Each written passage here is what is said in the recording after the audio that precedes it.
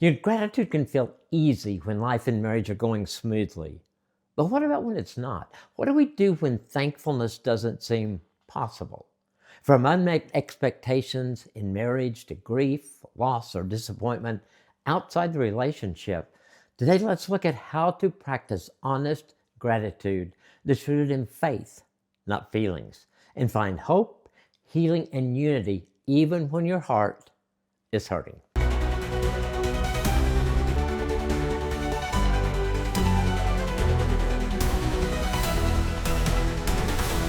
Do you ever feel like you're missing the mark with your wife?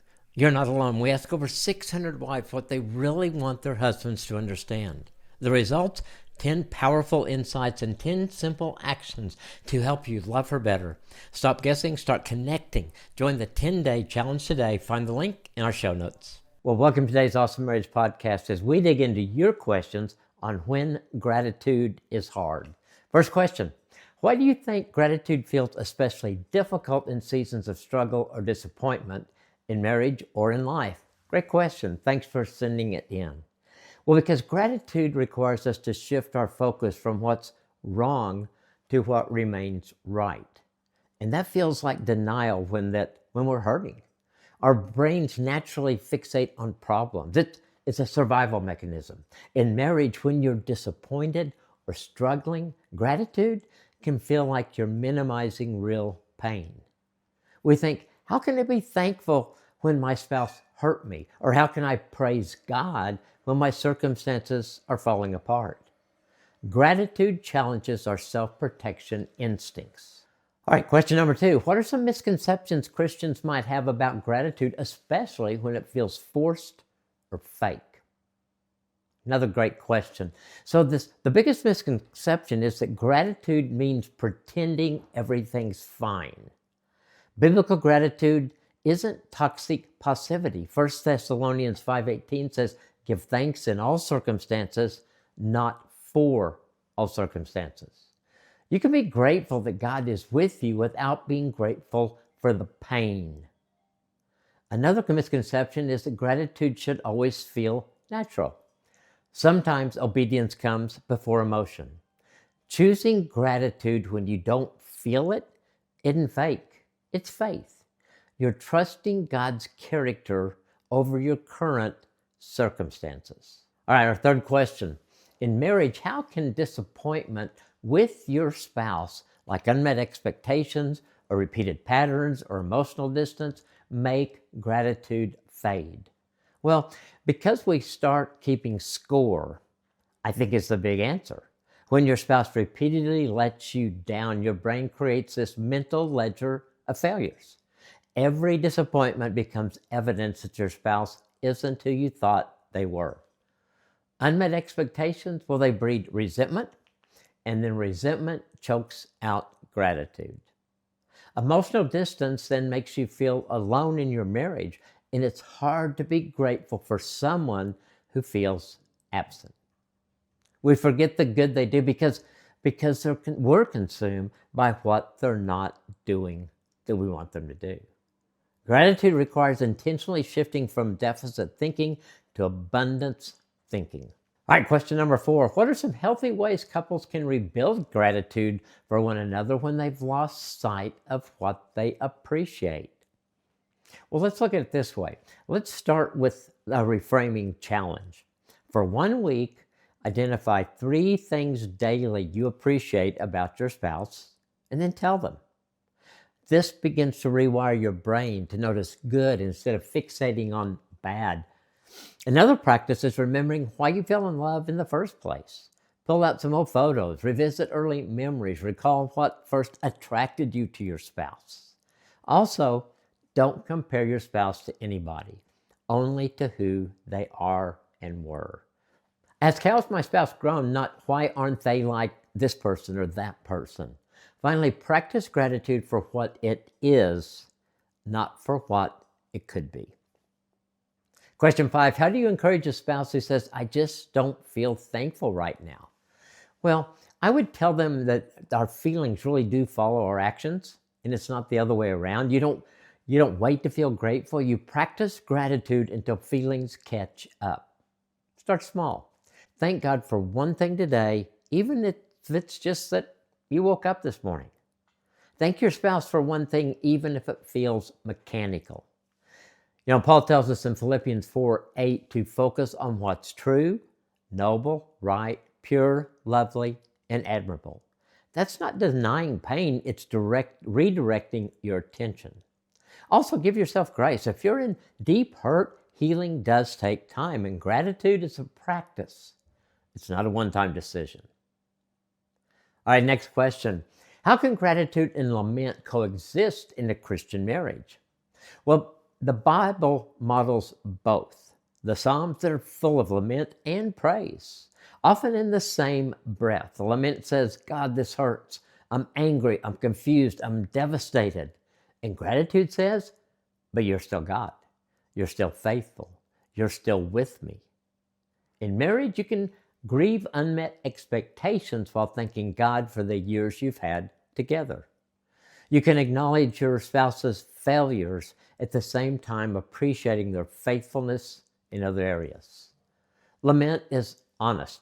Gratitude is hopeful. And both, I think both are necessary, because lament without gratitude becomes bitterness, and gratitude without lament, that can become denial. Next question. When couples are working through external pain like grief or illness or financial strain, how can they avoid turning against each other? That's a really good question, and one that I think most couples face at some time or another. So by remembering you're on the same team is huge. Pain doesn't come from your spouse. It's happening to both of you. Nancy and I learned to say it's not you versus me, it's us versus this problem. So when external pain hits, couples often misplace anger, blaming each other instead of looking at the real issue. You can combat this by talking honestly about your fears and your frustrations without attacking each other. Pray together. Ask God to protect your unity. Gratitude for each other in hard seasons keeps you bonded rather than divided. And remind yourselves, we are in this together. So what does it look like to practice gratitude toward God when your circumstances don't seem good? Well, I think it means thanking God for who He is, just not what He does. You thank Him for His faithfulness, even when you can't see it yet. You thank Him for His presence in the pain. Job said, though He slay me, yet I will trust Him. That is radical gratitude rooted in God's character, not in circumstances. It looks like praying, God, I don't understand this, but I trust you. Thank you for not leaving me. Gratitude toward God in hard times is worship, not denial. It's declaring His sovereignty when everything feels out of control. Next question, can gratitude be a form of spiritual warfare? Absolutely. Gratitude is one of the most powerful weapons against the enemy. Satan wants you discouraged. He wants you isolated, and he wants you hopeless. In gratitude, it declares God's goodness in the face of lies. So when you thank God in the hard seasons, you're proclaiming His faithfulness louder than your own circumstances. Ephesians 6, it tells us to put on the armor of God, and gratitude is part of that armor. It protects your mind from despair and your marriage from division. The enemy can't stand it when couples choose thanksgiving over bitterness. Gratitude shifts the battlefield. Question number 10, what daily or weekly practices can help couples cultivate a spirit of gratitude even in the tough seasons? Well, I think a daily gratitude practice, like at dinner or bedtime, share one thing you're thankful about for each other and one thing you're grateful to God for. Then have weekly marriage check-ins where you acknowledge the hard things, but also celebrate progress. Keep a gratitude journal together, noting just the small blessings. Pray together. Thank God even when you don't feel it. Serve together. Serving others shifts perspective from your problems to others' needs. And finally, speak gratitude out loud. Don't just think it, say it. Hearing gratitude spoken changes the atmosphere of your home. So, how can prayer help shift our perspective when we're struggling to be thankful? That's a really good question. Well, prayer connects us to the source of everything, the source of all hope. And when you pray, you're reminded that God is bigger than your circumstances. So praying shifts from what's wrong to who God is. It invites His presence into your pain, and His presence changes everything. Nancy and I found that praying together, even when we don't feel like it, it softens our hearts toward each other and toward God. So prayer isn't about changing God's mind. It's about aligning ours with His. And when you pray with gratitude, you're choosing faith over feelings, hope over despair. Well, I think we have time for one more question. If a couple listening today feels too hurt or disappointed to start with gratitude, what's one small first step they can take toward healing? That's a really good question. Start with honesty, not gratitude. Pray and tell God exactly how you feel. Lament first, and then take one tiny step. Thank God that He hears you. That's it.